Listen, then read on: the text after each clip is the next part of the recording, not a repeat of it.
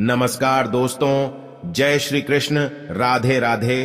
दोस्तों, कहा जाता है कि शादी के बाद पति की किस्मत पत्नी के ऊपर काफी हद तक निर्भर रहती है। शादी के बाद कुछ लोगों की किस्मत पूरी तरह से बदल जाती है और सफलता की राह पर चलने लगती है। वहीं कुछ लोगों की किस्मत शादी के बाद से ही बर्बाद होना शुरू हो जाती है। बर्बादी का कारण पत्नियों की कुछ गलतियां भी हो सकती हैं। भविष्य पुराण में पति पत्नियों के कुछ नियमों का जिक्र किया गया है, जिसमें पत्नी की कुछ गलतियों के बारे में बताया गया है। अगर पत्नी शादी के बाद कुछ गलती करती है तो उसका सीधा असर उसके पति पर और उसकी किस्मत पर पड़ता है। अगर आप पति के साथ भोजन करती है तो ये वीडियो जरूर देखिएगा। तो दोस्तों, चलते हैं और सुनते हैं गुरुजी से कि वो क्या कहते हैं इसके बारे में। नमस्कार दोस्तों, स्वागत है आप सभी का एक बार फिर से। दोस्तों, सच्ची श्रद्धा से कमेंट में जरूर लिखें, हर हर महादेव, राधे राधे।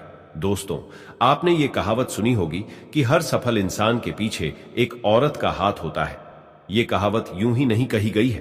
दरअसल हिंदू पुराण में भी पति की सफलता के पीछे पत्नी को ही अहम कारण माना गया है। कई मामलों में तो पति की तरक्की भी रुक जाती है। इसलिए शादी के बाद पत्नी को कुछ कायदों का ध्यान रखना चाहिए। तो चलिए जानते हैं ऐसे नियम कायदों के बारे में जो पत्नी को जरूर पालन करने चाहिए। लेकिन उससे पहले आपसे रिक्वेस्ट है कि अगर आपने हमारे चैनल को अभी तक सब्सक्राइब नहीं किया तो जल्दी से सब्सक्राइब कर लीजिए। दोस्तों, पत्नी की ये 5 गलतियां पति को बर्बाद कर सकती है। पहली गलती, सुबह देर से उठना। कोई भी पत्नी अगर सुबह सूर्योदय के बाद भी बिस्तर पर सोती रहती है तो वहां काफी मात्रा में नकारात्मक ऊर्जा पैदा होती है। ऐसा कहा भी जाता है कि देर से उठने वाली महिलाओं के पति को हमेशा दुर्भाग्य का सामना करना पड़ता है। इस ऊर्जा का सीधा प्रभाव पति के सौभाग्य पर पड़ता है और पूरा दिन बेकार जाता है। इसीलिए पत्नी को हमेशा सूरज निकलने से पहले उठ जाना चाहिए। दूसरी गलती, साफ सफाई ना रखना। जो महिलाएं अपने घर की साफ सफाई नहीं करती तथा जिनके कमरे से बदबू आती है, वहां दरिद्रता को आने में देर नहीं लगती। यथार्थ पति की कमाई पर भी असर होने लगता है। माना जाता है जो महिला गंदगी रखती है उसके पति का खर्च ज्यादा होता है। इसलिए पत्नी को घर और कमरे की हमेशा साफ सफाई करनी ही चाहिए। तीसरी गलती, पत्नी का रोज ना नहाना। जो भी पत्नी या महिला रोज नहीं नहाती है या अपने आप को साफ नहीं रखती है, वो महिला नेगेटिव एनर्जी हुई रहती है और इसके इर्द गिर्द नेगेटिव और ऊर्जाओं का भी आभास होता है। दोस्तों, ऐसे में पति आलसी हो जाता है और उसे काम में या किसी भी चीज में मन ही नहीं लगता। चौथी गलती, पत्नी का लड़ना और कटु वचन बोलना। अगर महिला अपने पति से हर बात पर लड़ती है या झगड़ती है तो पति का माइंड डाइवर्ट हो जाता है, जिसका असर उसके काम और व्यवहार पर भी दिखता है। पांचवी गलती, खाने में भेदभाव करना। जो कोई भी महिला अपने पति को खुशी मन से या तहे दिल से खाना नहीं खिलाती, उसके पति की बर्बादी वहीं से शुरू हो जाती है। वही दोस्तों, भोजन करने से पहले दोनों हाथ, दोनों पैरों और मुख, इनको अच्छी तरह से धोकर ही भोजन करना चाहिए। भोजन से पहले अन्य देवता तथा अन्नपूर्णा माता की ध्यान करके उनका धन्यवाद करके बोलना चाहिए कि सभी भूखे प्राणियों को भोजन प्राप्त हो, और ईश्वर से ऐसी प्रार्थना करने के बाद ही भोजन की शुरुआत करनी चाहिए। भोजन बनाने वाली महिलाओं को स्नान करके ही शुद्ध मन से ही मंत्र जाप करते हुए रसोई घर में प्रवेश करना चाहिए और तब भोजन बनाना चाहिए। इसी के चलते दोस्तों, सबसे पहले 2 रोटियां एक गाय के लिए और एक कुत्ते के लिए अलग से निकाल कर रखते हैं और फिर अग्निदेव को भोग लगाकर ही बाकी घर वालों को खाना खिलाएं।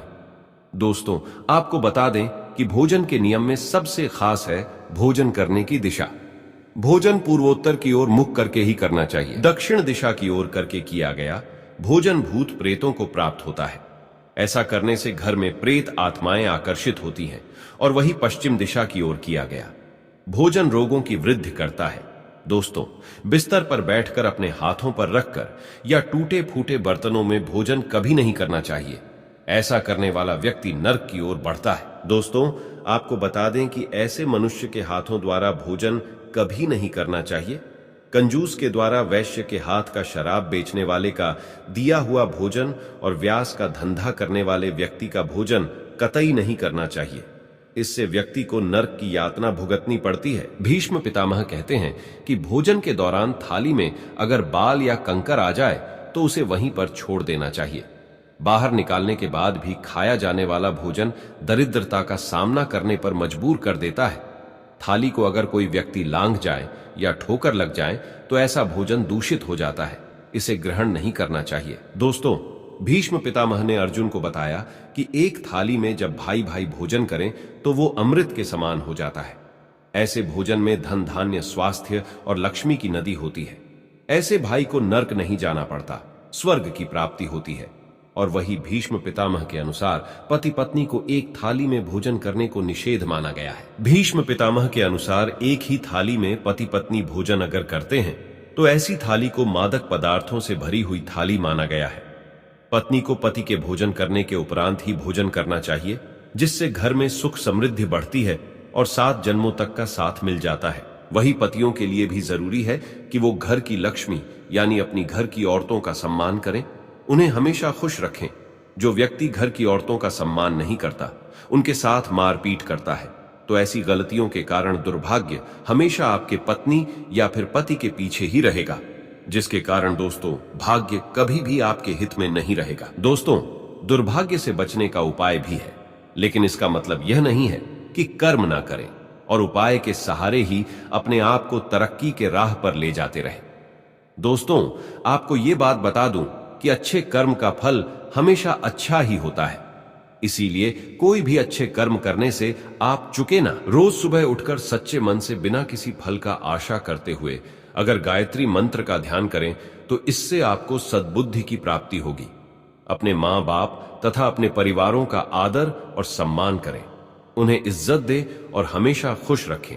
इससे आपकी जिंदगी में पुण्य मिलता है और बुरे समय कभी भी नहीं आता। अब जो मैं आपको बताने जा रहा हूं उसको सूर्योदय के बाद और सूर्यास्त से पहले आपको करना है। आप एक रोटी ले और उसको अपने ऊपर से घड़ी की दिशा में 31 बार घुमाना है। ये करने के बाद रोटी किसी कुत्ते या फिर किसी नदी में बहा दें। इससे दुर्भाग्य आपके पास कभी नहीं भटकेगा। हर मंगलवार और हर शनिवार को बजरंगबली की पूजा करें और बिना चूना लगाया हुआ पान चढ़ाएं और दिया जलाएं। इस पूजा के बाद हनुमान चालीसा का पाठ करें। वैवाहिक जीवन को सुखी बनाने के लिए पति पत्नी गौरी शंकर रुद्राक्ष धारण करें। दोस्तों, रोज सुबह उठकर तैयार होकर गणेश जी की आराधना करें। इससे आपके जीवन में जितनी भी मुसीबतें हैं वो टल जाएंगी। संध्या के समय घर के सभी सदस्यों को मिलकर आरती भजन करना चाहिए। भारतीय परंपराओं में यह शामिल है। इसके पीछे न सिर्फ धर्म है, बल्कि इससे घर में सकारात्मक ऊर्जा का संचार होता है। देवी लक्ष्मी का घर में आगमन बना रहता है और सुख समृद्धि आती है। संध्या के समय रोने उदास बैठने से नकारात्मक भाव का संचार होता है। ऐसा ना करें दोस्तों। ऐसा न सिर्फ हिंदू धर्म में लिखा हुआ है, बल्कि अन्य धर्मों में भी कहा गया है। इसी के साथ ही दोस्तों, आमतौर पर बहुत सी महिलाएं से बहुत सी गलतियां होती हैं। इस बात का जरूर ध्यान रखें कि जब भी घर में पति खाना खाने के लिए बैठे, तब आपको सुंदर और सुशील और अच्छे व्यवहारों के साथ आपको पति को खाना खिलाना चाहिए। लेकिन अक्सर महिलाएं क्या गलती करती हैं कि जब भी पति खाना खाने बैठते हैं, तब बहुत से घरों में पत्नियां विशेष रूप से उन्हें नई नई बातें बताती हैं और कई बार तो कड़वे वचन भी खाना खाते समय बोल देती हैं। दोस्तों, कड़वे वचन अगर खाना खाते समय पति के कानों में पड़ते हैं तो उस घर में कभी भी देवी लक्ष्मी का वास नहीं होता और उस घर में सदैव कलह है और आंतक्य का माहौल छाया रहता है। तो दोस्तों, इस कारण यह गलती आपको भूलकर भी नहीं करनी चाहिए। तो यह जो कुछ उपाय जिससे आप दुर्भाग्य को सौभाग्य में बदल सकते हैं। साथ ही मैंने यह भी आपको बताया कि कौन सी ऐसी गलती है जो पत्नी अगर करती है तो उसका सीधा असर उसके पति पर पड़ता है। दोस्तों, उसके पति का दुर्भाग्य आ ही जाता है और वे कभी भी अपने वे मुकाम को नहीं पा सकता जो वो पाना चाहता है। अपनी जिंदगी में वो रिश्तेदारों में सबसे पीछे रह जाएगा, उसे सफलता नहीं मिलेगी। तो दोस्तों, अगर आप भी उन महिलाओं में से एक है जो चाहती हैं कि उनके पति तरक्की करें, उनके घर में सकारात्मकता का संचार हो, धन का आगमन हो, उनके पति को हर वो मुकाम हासिल हो जो वो पाना चाहते हैं, तो आप इन गलतियों को करने से बचें। कभी भी एक ही थाली में पति पत्नी भोजन ना करें। इससे आपको पता ही है कि आपके घर में नकारात्मक ऊर्जा का संचार होगा, घर में दरिद्रता आएगी। इसी के साथ ही अगर आप ये चाहते हैं कि ऐसा ना हो तो ऐसी गलतियां भूल कर भी ना करें। तो दोस्तों, आज की वीडियो में बस इतना ही ज्ञान। अगर वीडियो आपको थोड़ी सी भी ज्ञानवर्धक लगी तो वीडियो को लाइक कीजिए, शेयर कीजिए साथ ही हमारे चैनल को सब्सक्राइब कीजिए ताकि वीडियो की अपडेट आपको मिलती रहे। साथ ही दोस्तों, सच्ची श्रद्धा से कमेंट में जरूर लिखें, हर हर महादेव, राधे राधे। देवों के देव महादेव सदैव आप पर अपनी कृपा बनाए रखे।